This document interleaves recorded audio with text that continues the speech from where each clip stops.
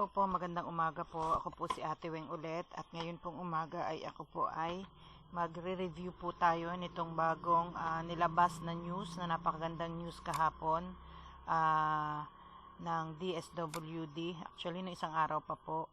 Ito pong tungkol March 29, 2020. Itong tungkol po sa financial assistance na ipapamahagi po ng DSWD sa mga affected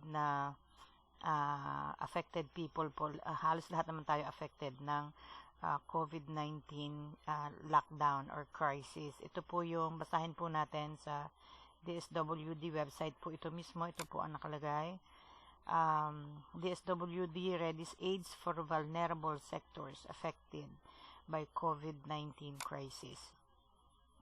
The Department of Social Welfare and Development will provide social amelioration measures amounting to 5,000 to 8,000 for 2 months to families belonging to vulnerable sectors who have been affected by the community quarantine amid the COVID-19 crisis as mandated by Republic Act RA 11469 or the Bayanihan to Heal as One Act. The emergencies, so ito po yun, tatagalugin po natin. Ito pong unang paragraph ay sinasabi po ng DSWD na sila daw po ay parang mamimigay ng 5,000 hanggang 8,000 na sa loob ng 2 buwan sa mga pamilyang apektado po ng community quarantine. May kinalaman nga po dito sa kautusan ng Pangulo na i-lockdown para po sa safety ng lahat po ng tao, lahat po ng mga Pilipino makaiwas sa COVID-19 crisis na kinakaharap natin ngayon. So yun po yun, and this is legit and this is in accordance with Republic Act number 11469. So basahin po ulit natin. The emergency subsidy program includes the DSWD's provision of food and non-food items and financial assistance through the assistance to individuals in crisis situation, as well as those provided by other agencies, provided that the benefits received by each household does not exceed the prescribed threshold per region. So, okay. So, ito po ay malinaw na parang ito po ay subject pa rin po. Sigurado ito sa approval kasi po hindi lahat, rest assured na hindi po lahat ay makakakuha ng assistance na ito galing sa DSWD. Kasi po may nakalagay po dito na kailangan daw po ay hindi mag-i-exceed sa prescribed threshold ng bawat region. So katulad po tayo sa Region 4. So hindi ko lang po alam kung magkano ang threshold sa atin, pero sana naman po ay makasama tayo at makaklaim tayo dito sa DSWD na ito. Other than yung pong nauna kong video, itungkol naman sa DOLE. And then, sabi po dito, the 5,000 to 8,000 worth of social amelioration programs is based on the maximum subsidy per region determined from the region's minimum wage levels as these are close approximations to the amount needed to buy basic foods, medicines, and hygiene essentials. It will be given to an eligible family in cash and in kind by various national agencies. So, sa atin po, halimbawa doon sa mga may namimigay na ng pagkain, hindi po natin alam kung yun ba ay parte na nung project na ito. But we are, of course, after po tayo dito sa 5,000 to 8,000 na pwede nating makuha sa DSWD as financial assistance po sa atin. Magtatanong po tayo at kailangan masigurado natin ito kung sino bang dapat natin kausapin tungkol dito. Okay, so the provision of FNFA is part of the Department's technical assistance and resource augmentation to local government units in addressing the food needs of their constituents. AICs, on the other hand, provides integrated services to individuals and families in crisis situation, which include financial assistance to assist them with their basic needs. So, yun po. Basa-basa lang po ulit. Tinitingnan lang natin kung anong validity ba at kung ano po ang mga requirements. Will be provided to a beneficiary family of the department's sustainable livelihood program with at least one member who is a worker in the informal sector and is displaced due to the declaration. Yun. Likewise, livelihood assistance grants, yung pong, mayroon pa pong isa, yung livelihood assistance grants ay ipoprovide daw po sa mga beneficiary or pamilya na kahit na meron daw pong isang miyembro ng pamilya na nagtatrabaho sa informal sector at parang itinalaga sa is displaced due to the declaration of the community quarantine. So, parang dito po sinasabi na kailangan ay, kung tama po ang pag-iintindi ko, kailangan ay ang beneficiary naman nito ay makakapagpatunay na merong isa sa pamilya na nagtatrabaho at na-displace dahil nga po dito sa community quarantine. Pero kung ang isang pamilya po ay wala namang kahit isa na nagtatrabaho na na-displace, that is another question. So, the family must be in the master list endorsed by the LGU to the DSWD field office and must still undergo assessment by a DSWD staff. The log will be given after the quarantine period has been lifted to help the family start anew. So, ito pong program na ito ay ibibigay daw pagkatapos ng quarantine period ay parang pag na-lift up na yung ban natin, yung ating lockdown sa quarantine period. The log will be given after. Okay. And then, LGUs will prepare the list of the target beneficiaries of the social amelioration measures and endorse this with the complete documentary requirements of the concerned DSWD-FO for verification.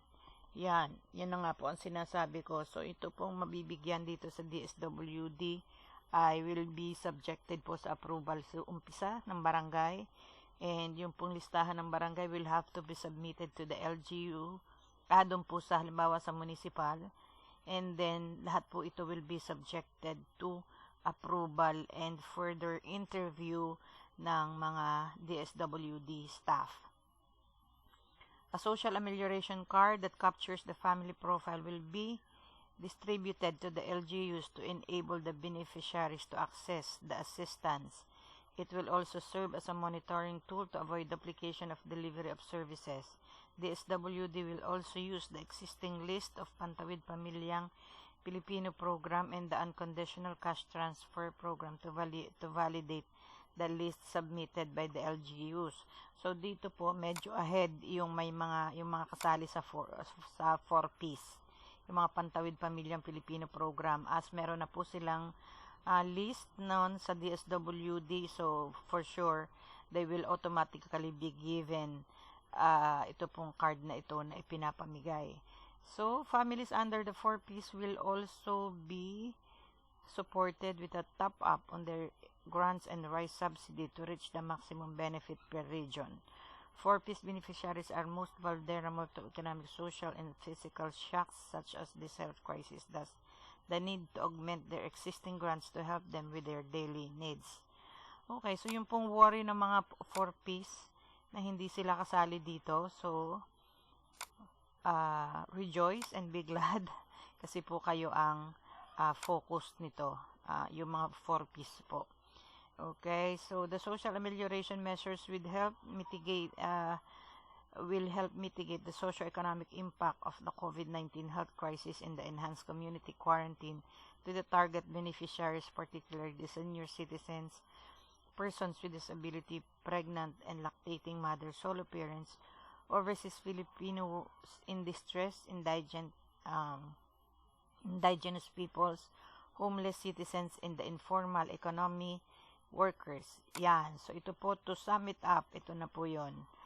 At to sum it up, ito pong social amelioration na ito ay tulong pinansyal. Magiging tulong pinansyal po, lalo't higit sa mga senior citizen po, sa persons with disability, yung mga PWD po tinatawag nila, pregnant and lactating mothers, solo parents po na katulad ko, overseas Filipinos in distress, yung mga OFW po na in distress, indigenous people.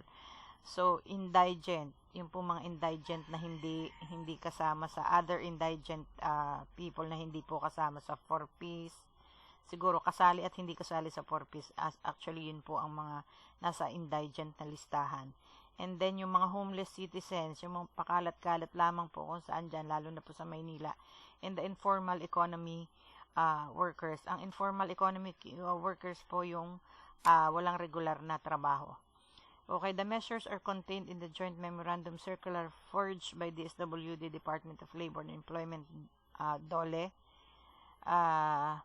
Department of Trade and Industry, Department of Agriculture, Department of the Interior and Local Government, and the Department of Budget Management. Commits to strengthen its coordination with the LGUs to provide the delivery of maagap at Okay. So, ito po yon. So, mag-summarize po tayo. So, ito pong DSWD ay mamimigay po ng tulong na 5,000 to 8,000 sa lahat po ng mga qualified beneficiaries na katulad po ng senior citizen, PWD, solo parents, mga OFW na distress, and then other indigent people, yung pong mga walang tirahan, the homeless citizens, at saka po yung mga walang permanenteng trabaho. So, yan po yung tungkol dito sa DSWD. So, kung paano po natin ito maa-avail, parang may nabasa po ako dito kanina na, basa nga po tayo, ng DSWD Financial Assistance.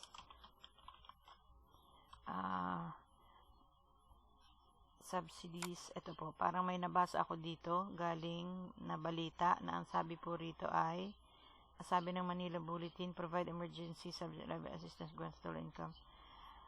Ito rin po yun. May nabasa ako kanina dito na yun nga po, ang ano nito is may mamimigay po ng card. Ang DSWD daw po ay mamimigay ng card. DSWD to distribute cards to yan. Wait lang po, nag-upload kasi po tayo, ang video ko po na ito ay diretsyong nanggagaling sa news. Ito, medyo mabagal lang po yung aking internet. Nabasa ko to kanina.